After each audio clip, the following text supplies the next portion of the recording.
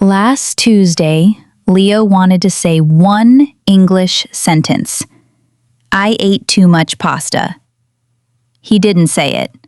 He opened YouTube to warm up his ears for 2 minutes. 2 minutes became 94 minutes watching a man review camping tents. In Finnish, with English subtitles. He understood every word, but his mouth stayed silent.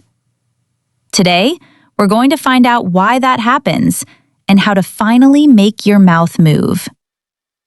Hello and welcome to the English Corner, your daily dose of effortless English. I'm Tina, and with me is the man whose mouth is currently on a vacation. Hey, I'm Leo, and my mouth is here. It's just shy. Welcome, everyone, to the place where English becomes a little less scary and a little more fun. Exactly. Today, we're tackling that frustrating moment. You understand every English podcast, movie, song, but when it's your turn to speak, crickets. Why? And what can we do about it? Leo, you have first-hand experience with this. Oh, do I? It's like my brain is a library, but my tongue is the librarian who fell asleep. Let's get into it. Leo, tell them about your Tuesday evening tradition. So, every evening at 8 p.m., I sit in my chair with a very clear goal. I tell myself, Leo, you will say one English sentence out loud. Only one. About your day. Simple, right? But then, my hand does this automatic thing. It reaches for my phone. And a little voice says, let's just warm up your ears first. 2 minutes of listening. Then you'll speak. 2 minutes. That's the promise. 2 minutes. I open YouTube. I see a thumbnail of a man fixing an old radio with a weird screwdriver. I click. Suddenly, I'm 23 minutes deep into a tutorial about resistors and soldering. I don't even own a broken radio. Then the algorithm helps. Next video, a woman tasting strange fruit in a jungle. 14 minutes later, I learn that dragon fruit tastes like nothing, but I still haven't said my sentence. I look at the clock. 47 minutes gone. I whisper to myself, tomorrow I will speak. And the phone goes on the nightstand, victorious. Wow, you got beaten by a dragon fruit. That's impressive. But here's the thing, Leo. It's not laziness. It's not that you're bad at English. It's that your brain has two completely separate rooms for language. The listening room is enormous, luxurious, with a big, comfy couch. The speaking room? It's a tiny closet with a flickering light bulb. You keep walking into the big room because it feels good, but then you never exercise the muscles in the closet. So my speaking room is basically the gym I pay for but never visit. I'm just reading the workout plan on the wall while eating chips in the listening room. That's exactly the cognitive bomb we need today. Your speaking brain is like a gym you pay for every month but never enter. Understanding is reading workout plans on the wall. You feel smart, you feel prepared, but your mouth hasn't lifted a single weight. Okay, that hurts, but also makes sense. So how do I actually walk into the gym? Without my phone, please. First, we shrink the goal. Not, I will speak for 10 minutes. That's too scary. Instead, take one sentence, any sentence. For example, today I saw a blue car. Now change one thing. Make it yesterday. Yesterday I saw a blue car. Or change the color. Today I saw a red car. You're not creating a masterpiece. You're just playing with Lego blocks. You don't need willpower. You need a tiny game. Wait, so I just sit there, no phone, and say changed sentences for 30 seconds. Exactly. And that tiny action opens the door to the speaking room. It tells your brain, oh, we're doing this now. It's retrieval practice, pulling words out of passive memory and making them active. But what if I try and my brain freezes? What if all I hear is static? That's the illusion of competence. Listening floods your brain with recognition. Oh, I know that word. But speaking requires construction. You have to build the sentence brick by brick. And when you freeze, it just means your working memory is overloaded. You need lighter bricks. Start with single words if you must. Car, blue, today. Then string them together. So my brain is not broken, it's just trying to carry too many grocery bags at once. And my excuse cabinet tells me I need more vocabulary before I speak. Oh, the excuse cabinet. Leo, you've mentioned this imaginary shelf where you store excuses. What's in it today? Well, I've got my pronunciation isn't perfect in a jar. I haven't learned the future perfect tense in a box. And a fresh jar of I'll sound stupid.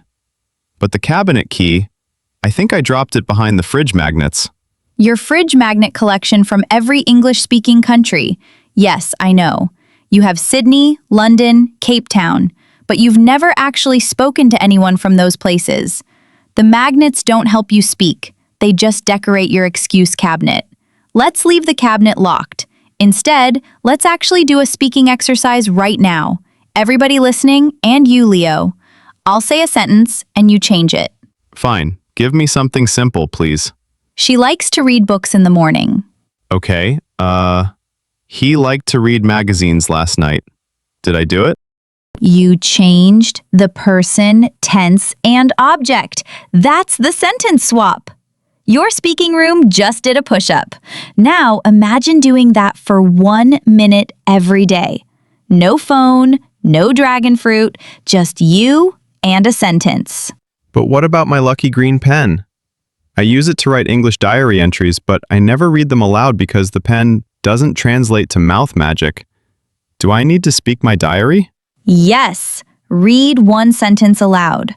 The pen is not a magic wand. Your mouth is the magic. And while we're at it, let's talk about your brain gym routine. You've been skipping leg day, Leo. Your speaking muscles need training. My brain is literally sitting on the couch watching the gym from the window. But I have a new problem. What if I do the sentence swap, but then later, I want to say something more complex and I still freeze? Like, in a real conversation? That's where chunks come in. Word blocks, not single words. For example, instead of thinking of each word, learn phrases. I'd like to, can you help me with? The problem is, your brain grabs a ready-made block instead of building from scratch. It saves energy. And energy is what we need when the phone tries to call us. Like a shortcut. So I don't have to be a grammar robot? Just pre-made blocks. Exactly. And here's the hard truth, the heartline for today. You are not broken. You just have more words sitting in your ears than standing in your mouth. And standing is tiring, we know. But every tiny exercise makes your speaking legs stronger. That's actually really comforting. So I'm not a lazy person. I just have a weak mouth muscle. I'll take that. Kind of. Now, accountability. What if you send me a voice note every evening? Just one sentence, whatever you practiced. I'll reply with a brain gym applause sound. And listeners, you can do the same with a friend or even a stuffed animal. A plant on your desk works too. Talk to your plant. My cactus is about to become my speaking buddy. I'll do it. Tonight, no phone, one voice note, probably about pasta. And remember, the mouth that stays silent today can make one small sound tomorrow, and then another. Silence has a door. You just need to knock once. Knock once. I like that. It's not about being perfect. It's about knocking, even if your knock is a whisper. Leo, let's do a quick vocabulary battle. I say a word, you tell me what it means in the context of our episode. No excuses. No excuse cabinet. Go. Illusion. What's the illusion we talked about? The illusion of competence. It's when you feel like you're an English expert because you understand everything, but you can't actually speak. It's like thinking you can cook because you watch cooking shows. Correct. Competence. Give me an example. She has high competence in grammar, but low competence in speaking. That's her. Retrieval. What is retrieval practice? Pulling words out of your brain, not just putting them in. Like recalling a word when you need it. My retrieval fails when I'm on YouTube. Chunk. What's a chunk? A block of words you learn together, like mitigate risks or address an issue. I have a chunk block in my brain gym, but it's still in the wrapping. Automaticity. What does that mean? When speaking becomes automatic, like you don't think about it. I have automaticity with I'm hungry, but not with would you like to join me for dinner? And finally, shadowing. Our listeners know this. What is it? Repeating exactly what someone says, like a shadow. It's good for pronunciation, but doesn't always help with creating your own words, unless you combine it with pauses. Good. You passed. No excuses needed. Now, let's turn harsh thoughts into kind ones. I'll say the harsh version. Leo, you give the gentle version. I'm so stupid. I can't even say a simple sentence.